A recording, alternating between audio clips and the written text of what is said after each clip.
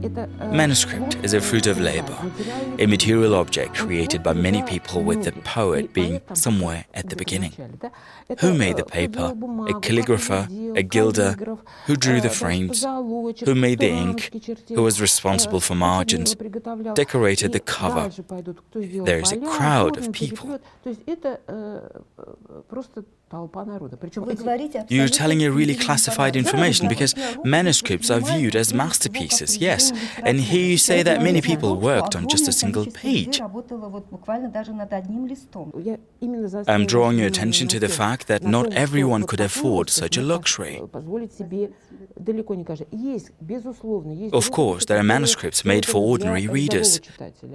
But in the 15th and the 16th century, ordinary people didn't read Alisher Navoi.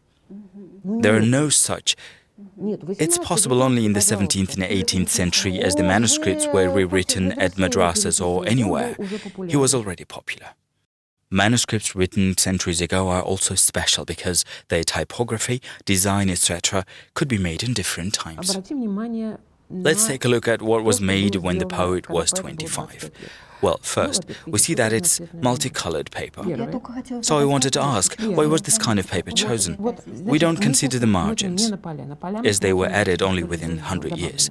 We consider the paper only, the multicolored paper.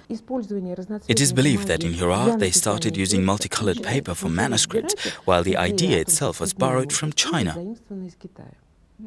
This kind of paper started being used in approximately 1430. Later on, in the 16th century, it will become widespread. But in the 15th century, it was quite a rare thing. Take a look at the golden dust. The paper was finished with it before the calligrapher started writing on it. So the spray was done before, not after. And you can see the dust even here. It wasn't a common thing. And it came from China as well. But the Chinese specks were big, though these smaller specks started being used in Herat during the 30s.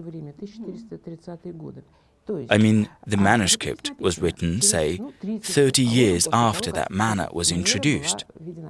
So we all understand that the person who ordered this divan was wealthy. Because this kind of paper with golden spray wasn't a common thing to make in the 15th century. This marks the high rank of the client. But the calligrapher's art was the most precious thing in making a manuscript.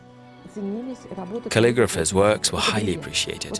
It was a diamond, the diamond that was given a new frame as the old one became worn out, when the cover started falling apart. A new owner realizes what a treasure he has and gives it a new frame for that diamond. Navoi lived in the times when the art of books reached its highest peak in Herat. In the court workshops, they made and perfected the thinnest and finest paper. The Khamsa by Alisher Navoi, rewritten in Herat in 1492 and 1493, is a magnificent masterpiece of bookmaking art. This lifetime manuscript of Navoi consists of 5 poems: Wonders of Good People, Farhad and Shirin, Layli and Majnun, 7 Travelers, and Alexander's Wall. In early 19th century, it got to the National Library of Russia from the so-called Ardabil collection. There is no doubt that this manuscript was made in Herat in late 15th century. Its design has direct analogies with other manuscripts made in the 16th century as well. For example, with Navoi's Divan that was rewritten in Tabriz. This Navoi's Divan was precisely rewritten in Tabriz in the year 1528, while this manuscript is dated 1492 and 93. What can it? This is a sign for us that the cover could be made later. I managed to find only 6 combined covers like this in the world. 1, 2, we have 1. There are 2 more in Istanbul and 1 in London. In the library, in the Victoria and Albert Museum. On the one hand, it's the same gold embossing, but here the surface was left without embossing. It's painted with black paint and the ornament is made in 2 shades of gold. Have a look. Here it's not just gold. One is darker, lacquered, it's half lacquered, half embossed. Вот он полулакированный, полутиснен. On the reverse of the first end leaf of the Khamsa, there is an inscription, Khamsa by Alisher Navoi, written by the Qibla of Mavlana calligraphers of Sultan Ali Mashhadi, gilded by Muzahib Yari, encased by a gifted master Sultan Ali Mujalida Kharavi. It's a rare thing when the manuscript has not only the name of the author and the calligrapher, but the rest of the people who had worked on it.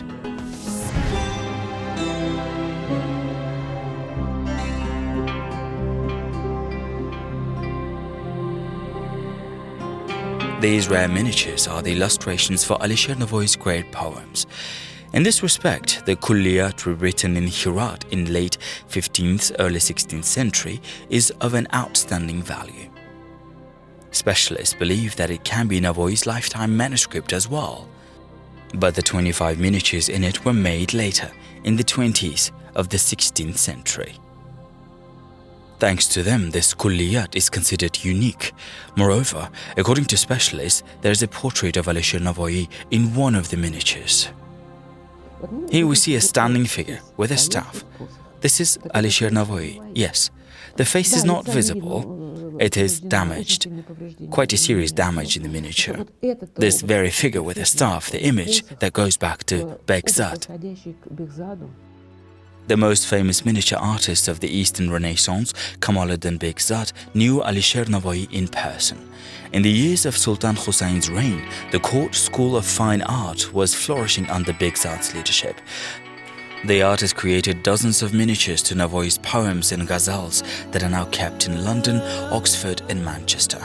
Begzad had lived a long life, 82 years. The place in Herat where his ashes are is a holy place for the whole Muslim world. ناظر العصر مولانا الأستاذ كمال الدين بهزاد. There is one more unique miniature in this manuscript, illustration of an unknown artist to Navoi's poem Farhat and Shirin. It's called Farhat's Sea Travel. The sea was silver. It grew darker because of silver oxidation. The sea is always black. This miniature resembles two works that are thought to be made by Begzad. Fine art experts notice that this artist has more motion than Begzad. All the pictures are moving, even the static ones. There is some inner expression in them. The name is unknown. The investigations of this relic are not yet over.